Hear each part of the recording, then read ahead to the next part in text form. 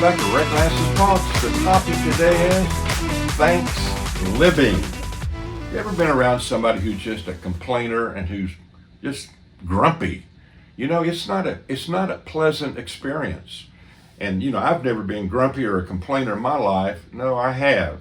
And you know, when I reflect back on it, I wasn't a whole lot of fun to be around.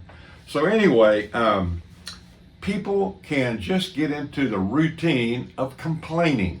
Here are some of the things that they might complain about. It's too hot and humid. It's too cold inside. It rains every time I do something or want to do something. It's been so dry here lately. My husband isn't romantic. My wife has no passion. My kids won't apply themselves. My parents are always interfering. My church isn't meeting my needs, and on and on and on the list goes. And then I think the issue maybe behind being grumpy and a complainer is this whole thing of it's all about me. You ever watched a football game recently and the quarterback will throw a pass and the guy catches the ball, he runs into the end zone, 6 points, touchdown, and what does he do? Typically, I would hope he would just drop the ball, jog back to the sidelines, but they don't. They go through this little routine of either spiking the ball but ultimately what they do is, in the camera, look at me, look at me.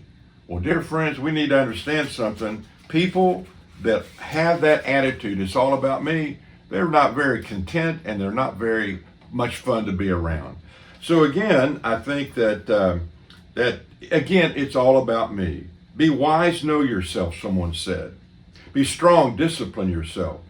Be good, conform yourself. Those aren't real bad. Be sensuous, satisfy yourself. That could be. Be resourceful, expand yourself. Be confident, assert yourself. Be possessive, please yourself. And then it goes on, be lowly, suppress yourself. Be superior, promote yourself. Now that's not the way to go, and that's not going to win friends and influence people. It's going to repel people. People don't like to be around people like that. So, and then there's another little study that I did in an article that I read, seven scientifically proven benefits of gratitude. It's very interesting. Gratitude opens the door to more healthy relationships. Gratitude improves physical health. Gratitude improves psychological health. Gratitude enhances empathy and reduces aggression. Grateful people sleep better. Oh boy, and I struggle with sleep. Gratitude improves self-esteem. Gratitude increases mental health. So I think the question that I keep asking is, what is beneath all this need to be a complainer and it end up being not a whole lot of fun to be around? So what's behind it? One of my favorite writers, Chuck Swindoll, makes a statement, and he said, I believe it's attitude. It's attitude.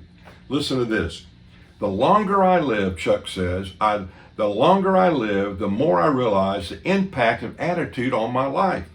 Attitude to me is more important than the facts. Now listen, the only thing we can do is play on the one string we have, and that is our attitude. I am convinced that life is 10% of what happens to you and 90% of how I react to it. And so it is with you. We are in charge of our attitudes. So let me ask you a question. Do you have an attitude of gratitude? Are you grateful? And do you express that in different ways to people, etc.? So we grumble and complain perhaps because simply we're not grateful. So the question might be, why is it so difficult for us to say thank you? You know, I've been in office buildings before and going in and out, and I'll see somebody coming, usually a lady, and I always have been taught, open the door, let the person go through. I can't tell you how many people that person will walk through and never say thank you. You know what I do? I look behind as they go on, I'll look at them, well, you're welcome. And they'll look back and sometimes they, oh, well, thank you. But a lot of times they just arrogantly move on because it's all about them. So when a person complains, when they complain, you need to understand that it is offensive to God. Number two, a poor example to people that don't have a relationship with Christ. And then finally, a negative factor to a healthy personality. I love the passage of scripture in Philippians chapter number 2, verses 14 and 15. Listen closely. Do everything without complaining or arguing, so that you may become blameless and pure, children of God, without fault in a crooked and depraved generation, in which we can shine like stars in the universe. A depraved generation, a crooked generation, a generation where it's all about me. So here are some action steps for you. Number one, list all the things you're grateful for. Make a list.